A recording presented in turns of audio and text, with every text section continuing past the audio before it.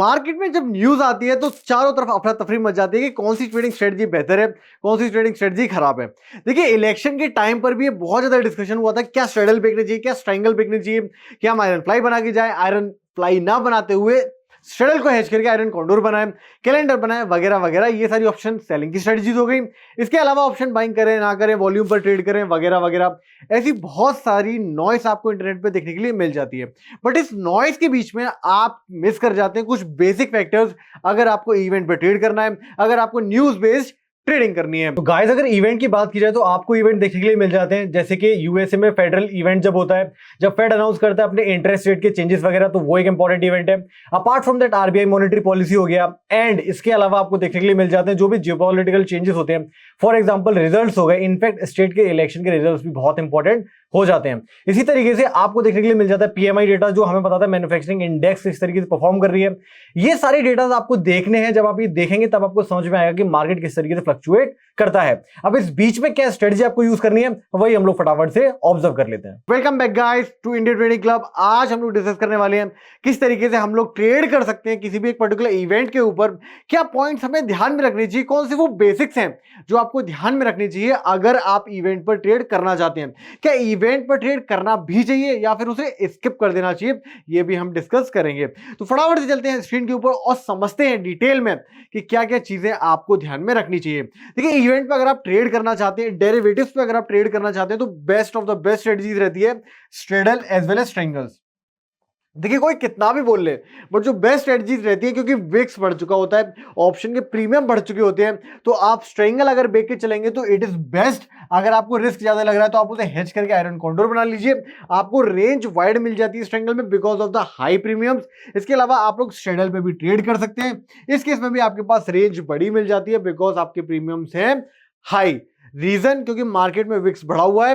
Vicks क्यों बढ़ता है?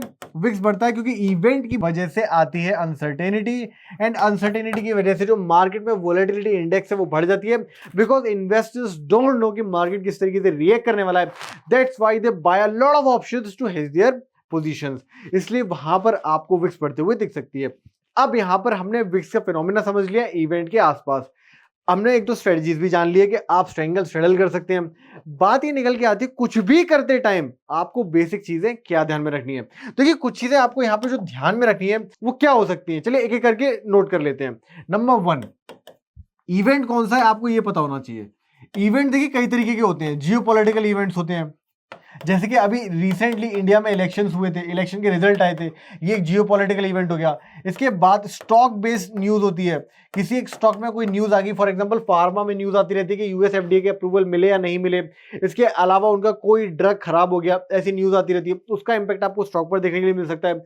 Apart from that macro news आपको देखने के लिए मिलते हैं। Macro economic news, for example GDP के नंबर्स आते हुए देखते हैं, इन्फ्लेशन के नंबर्स आते हुए देखते हैं, ये चीजें हो गई। इसके अलावा आपको मॉनेटरी पॉलिसी के रिजल्ट्स आते हुए दिख जाते हैं, जो कि आरबीआई आपको क्वार्टर ऑन क्वार्टर रिलीज करते हुए दिखता है।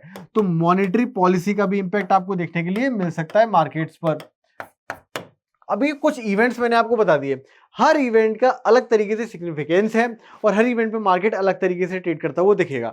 अब यहाँ पर जो चीज आपको ध्यान में रखनी है वो ये रखनी है, कभी भी आपको इवेंट ट्रेड करें, फॉर एग्जांपल अगर आपको मॉनेटरी पॉलिसी वाले दिन ट्रेडिंग करनी है, monetary policy because it is more link to the banking system of India, तो आपको यहाँ पर बैंक निफ्टी में ज्यादा इंपैक्ट आते हुए दिखता है।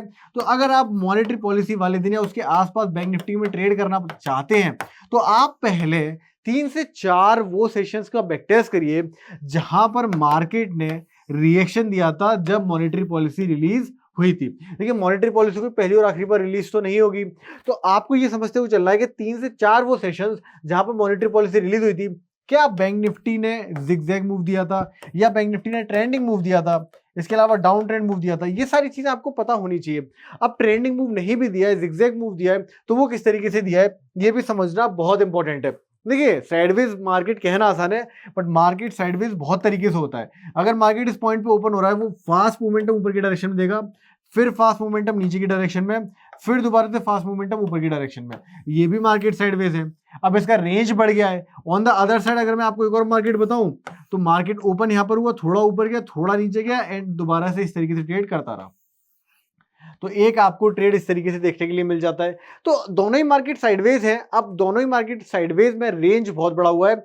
अगर रेंज बढ़ा हुआ है मार्केट में, दैट मींस अगर आपकी स्ट्रेटजी कम रेंज पे काम कर रही है तो डेफिनेटली आपका स्टॉप लॉस ट्रिगर हो सकता है।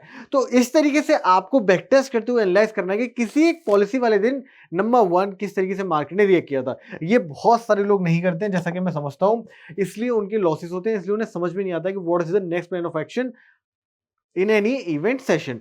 अब बात कर लेते हैं कि आपने नंबर 1 है बैक टेस्टिंग कर लिया। नंबर 2, अब बात ही निकल के आती है कि आप रिस्क को मैनेज कैसे करेंगे। ये भी बहुत इंपॉर्टेंट है।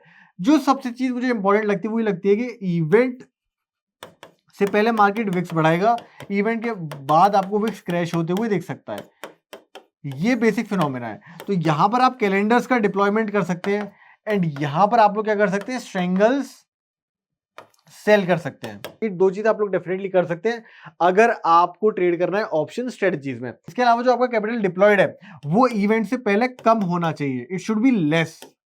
जो भी आप नॉर्मल कैपिटल से ट्रेड करते हैं, इवेंट के बाद आपका कैपिटल डिप्लॉयमेंट हैवी हो सकता है। ऐसा मैं इसलिए बता रहा हूं क्योंकि देखिए इवेंट ना किसी भी डायरेक्शन में जा सकता है, किसी को कुछ नहीं पता होता है। इलेक्शन के टाइम यही हुआ था मार्केट में, किसी ने एक्सपेक्ट नहीं किया था कि इतना बड़ा फॉल आ जाएगा, 10% का फॉल आ जाएगा, इवन दो से जस्ट बिफोर डे 3.5% के आसपास का आपको गैप अप देखने के लिए मिला था। तो इस तरीके से आपने क्या ऑब्जर्व किया, इस तरीके से आपने ऑब्जर्व किया है कि मार्केट में रेंज बनती है, बिगड़ती है, मार्केट अपने बिहेवियर को बनाता है, बिगाड़ता है। अगर आपका रिस्क मैनेज सही तरीके से नहीं है तो आप इवेंट के आसपास बड़ा कमा लेंगे, बट फिर बड़ा जाने का भी डर रहता है। तो ये चीजें आपको ध्यान में रखनी है। अब यहां पर आपने बैक टेस्ट कर लिया अपनी स्ट्रेटजी को। नंबर 2, आपने क्या कर लिया, रिस्क रिवॉर्ड मैनेज करना सीख लिया, आप पोजीशन साइज करेंगे। नंबर 3 जो चीज निकल के आती है वो ये निकल के आती है कि आप स्ट्रेटजी कौन सी यूज करने वाले हैं। तो जैसा कि मैंने आपको बताया, कुछ स्ट्रेटजीज जो आप लोग यूज कर सकते हैं वो है स्ट्रैंगल, स्ट्रेडल। इसके अलावा अगर आपको नेकेड नहीं जाना है तो आप हेज करके पोजीशन को आयरन फ्लाई बना सकते हैं, आयरन कॉन्डोर बना सकते हैं। ये कुछ स्ट्रेटजीज आप प्राइमरीली यूज कर सकते हैं। अगर आपको हाई विक्स का फायदा उठाना है और मार्केट में आपको ट्रेंड क्लियर दिख रहा है तो डेफिनेटली आप लोग इवेंट से पहले, इवेंट से जस्ट 1-2 दिन पहले नहीं, उससे काफी टाइम पहले आप लोग ऑप्शन बाई करके चल सकते हैं, लॉन्ग ड्यूरेशन ऑप्शन बाई करके चल सकते हैं, क्योंकि जब विक्स बढ़ेगा तो आपके ऑप्शन की प्रीमियम भी बढ़ते हुए जा सकते हैं। इस तरीके से आप लोग क्या कर सकते हैं, ऑप्शन बाइंग भी कर सकते हैं। मोर और लेस आपको ये एक्सपीरियंस करना ही पड़ेगा कि मार्केट ने प्रीवियस इवेंट्स में किस तरीके से बिहेव किया है, उस बेसिस पे आप लोग डेफिनेटली करंट इवेंट में ट्रेड कर सकते हैं। अब जो बैक टेस्टिंग वाली बात है ये बहुत इजी लगती है सुनने में, बट इसके लिए आपको मेहनत करनी पड़ती है। अगर आपको किसी एक इवेंट के ऊपर बैक टेस्टेड वीडियो चाहिए तो डेफिनेटली कमेंट करके बताइए, I am gonna put a specific video on that particular event. तो आज की वीडियो में हम लोग इतना ही रखते हैं। आई होप आपको समझ में आएगा किस तरीके से आपको इवेंट पर कुछ चीजों का, बेसिक चीजों का ध्यान रखना है। अपार्ट फ्रॉम दैट, अगर आपके पास डीमैट अकाउंट है, पिन कमेंट में आपको उसका लिंक मिल जाता है। Do open a demat account, start investing as well as trading. जाने से पहले hit the like button, subscribe to our channel. मिलते हैं नेक्स्ट वीडियो में।